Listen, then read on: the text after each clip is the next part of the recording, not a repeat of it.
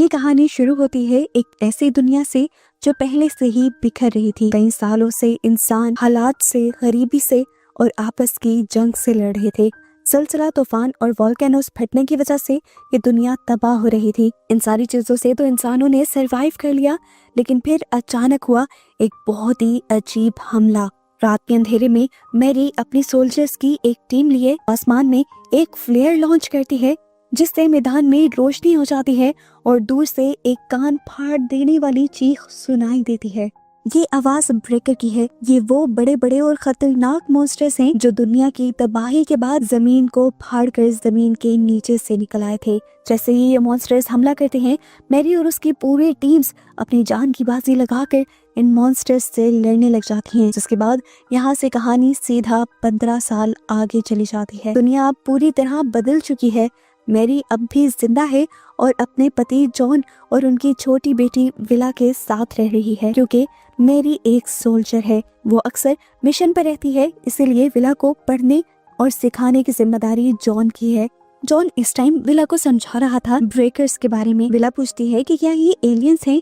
John बताता है कि ये एलियंस नहीं है। वो बताता है कि ये ब्रेकर्स हमेशा से जमीन के नीचे ही छुपे हुए थे। फिर जमीन फटी और ये लोग बाहर निकल आए। जिस जगह से जमीन फटकर ये लोग बाहर निकल कर आते हैं, उस जगह को दी स्टिच का नाम दिया जाता है।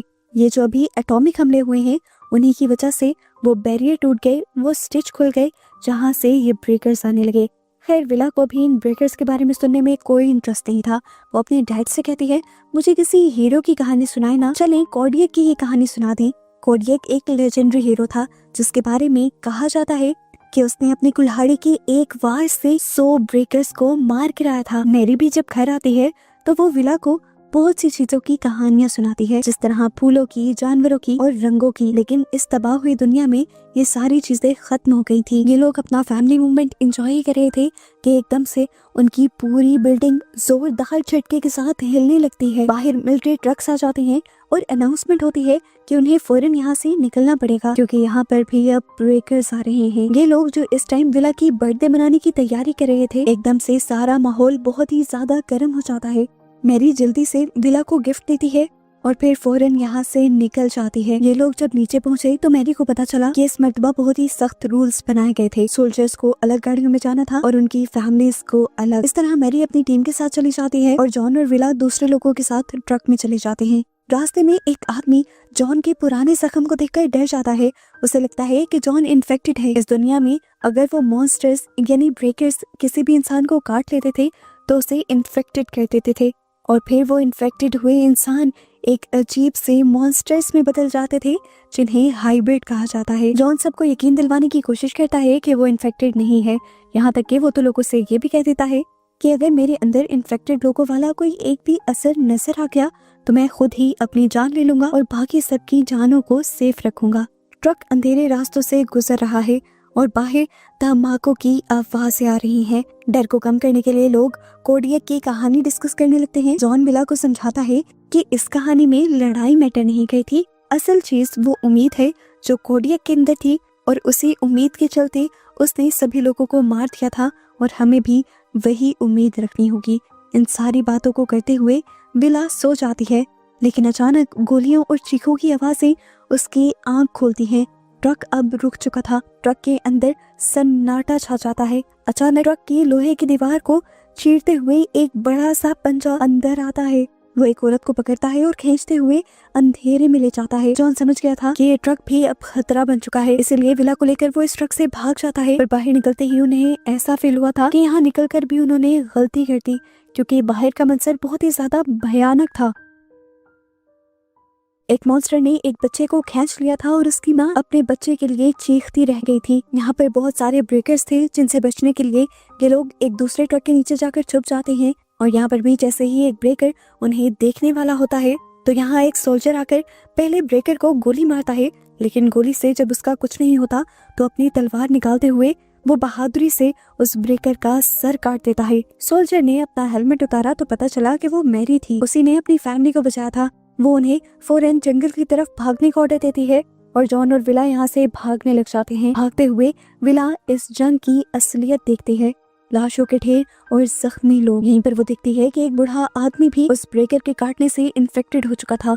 उसकी नसें काली पड़ने लगी थी और अपने आप को बचाने के लिए एक सोल्जर को उसे गोली मारनी पड़ी। जंगल के किनारे पहुंचकर जॉन देखता है कि मैरी के चेहरे पर खून लगा है, पर मैरी कहती है कि वो ठीक है। इसी दौरान वो देखती है कि पीछे से एक ब्रेकर भी आ रहा था। मैरी को अब यहाँ बहुत ही मुश्किल फैसला लेना पड़ा। उसने अपनी फैमिली को अकेले ही आगे जाने को कहा और खुद वो इस मॉन्स्टर से लड़ने के लिए यहाँ रुक गई। विला चीखती रही, रोती रही अपनी मॉम के लिए, लेकिन जॉन दिल पर पत्थर रखकर अपनी बेटी को खींचकर यहाँ से ले जाता है।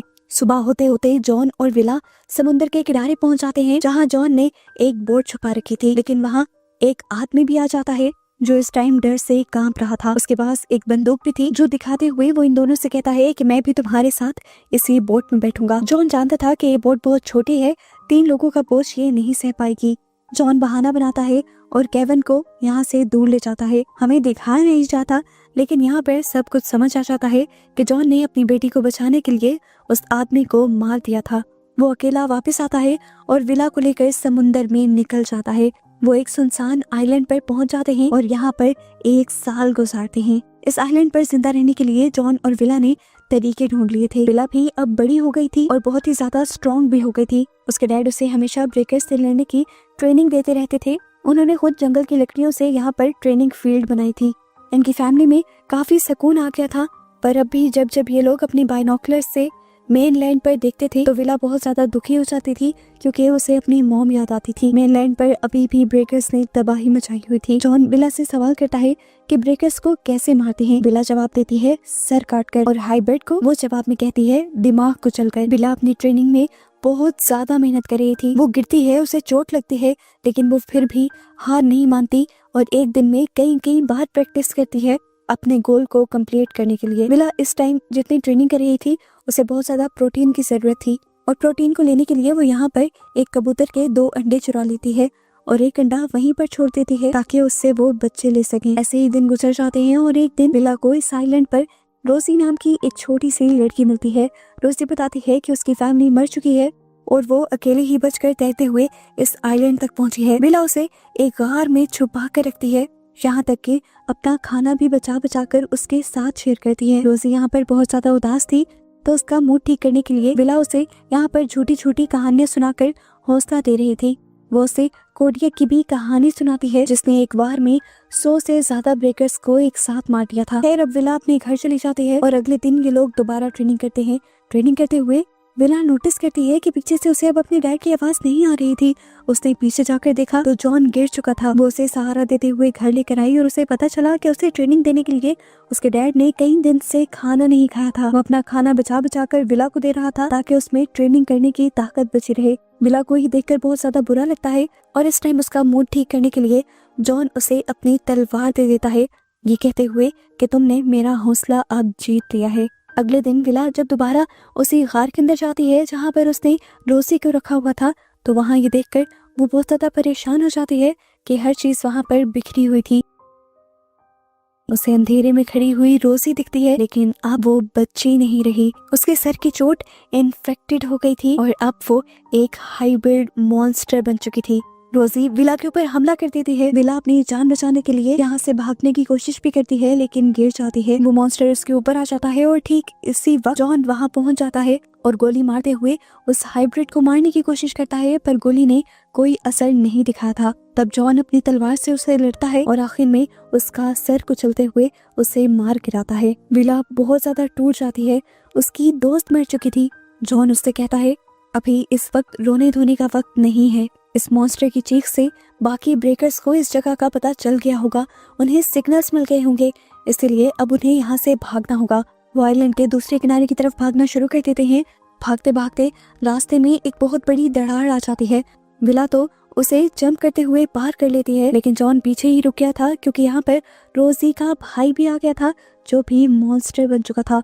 विला के डैड उससे लड़ भी नहीं पा रहे थे क्योंकि वो बहुत ज्यादा जख्मी थे। उन्होंने यहाँ पर एक इमोशनल फैसला लिया और विला से कहा कि तुम अकेले ही आगे बढ़ जाओ, पर विला के लिए ये करना बहुत ज्यादा मुश्किल था, इसलिए वो वापस आई और उसने जिंदगी में पहली मर्तबा एक मॉन्स्टर का मुकाबला किया और अपनी तलवार से उस मॉन्स्टर का सर काटकर अपने डैड को बचा लिया। वो जब यहाँ से जाने ही वाले थे तो उसने देखा कि बिना सर का ये मॉन्स्टर अभी भी उससे लड़ने के काबिल था।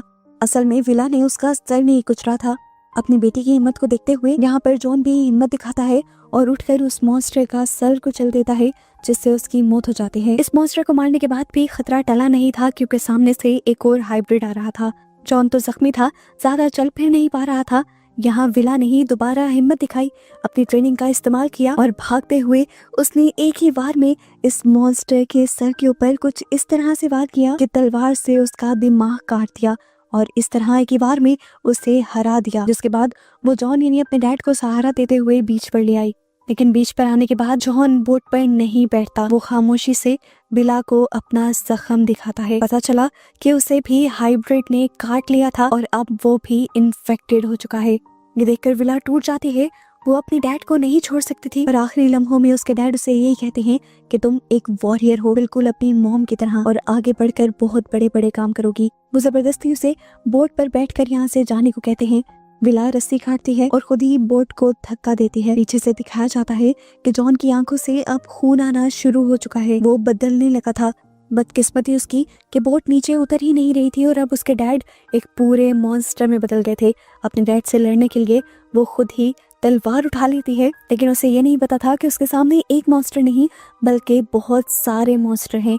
यहाँ पर भी पहाड़ फटकर बाकी ब्रेकर्स आने लग जाते हैं और इन्हें देखकर तो विला पैनिक ही हो जाती है। वो अब अपने आप को मरने के लिए तैयार कर चुकी थी, पर उसी दौरान हमें दिखाया गया कि समुंदर से 2 बोट्स पर सोल्जर्स इन ब्रेकर्स से लड़ने के लिए आ रहे थे और उनमें सबसे आगे थी मैरी, विला की मॉम, जिन्हें देखकर विला को समझ ही नहीं आई कि उसके अंदर कौन सा इमोशन है। वो एक ही वक्त पर डरी हुई, घबराई हुई भी थी और अपनी मॉम से मिलने के लिए खुश भी थी। ये लोग अब मिलकर उन सारे ब्रेकर्स से लड़ने के लिए तैयार थे और बस इसी तरह इन सबको दिखाते हुए ये मूवी यहाँ खत्म हो जाती है।